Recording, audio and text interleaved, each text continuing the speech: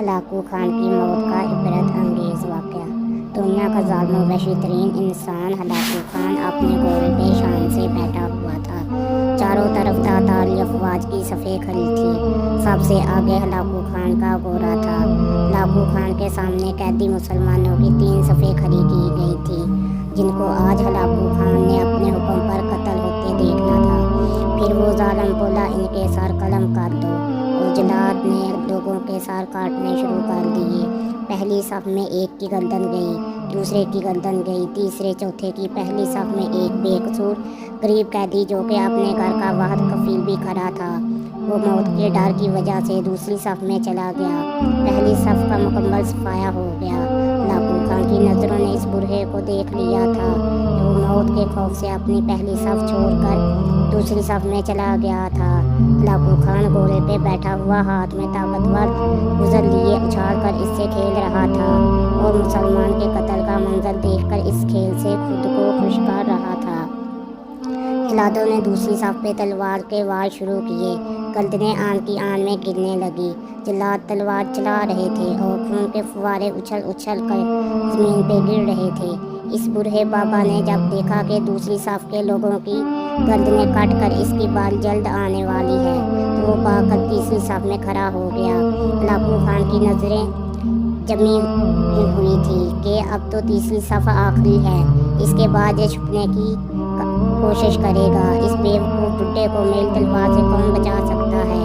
मैंने लाखों इंसान मार दिए, तो ये कब तक बचेगा? तीसरी सफ़ पे जल्लादों की तलवार बिजली बनकर गिर रही थी।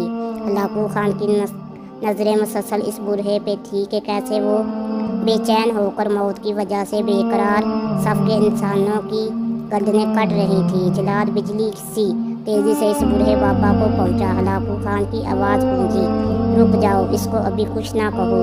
बाबा बता, पहली सफ़ से तो दूसरी सफ़ में भाग आया, जब वो ख़त्म हुई तो तीसरी सफ़ में भाग आया।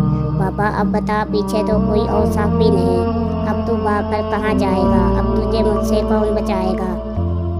इस बूढ़े ने आसमान की तरफ देखा और कहा, मैंने पहली सफ़ को इसलिए छोड़ा कि शायद मैं दूसरी सफ़ में बच जाऊं, लेकिन मौत वहां भी पहुंची। फिर मैं दूसरी सफ़ को छोड़ा कि शायद तीसरी में बच जाऊं। हलाकू ने गुजर को हाथ में उछालते हुए कहा, बाबा कैसी हमयाली, कैसी बहकी बातें कर रहे हो? भला तुम्हें मेरी तलवार से कोई बचा सकता है?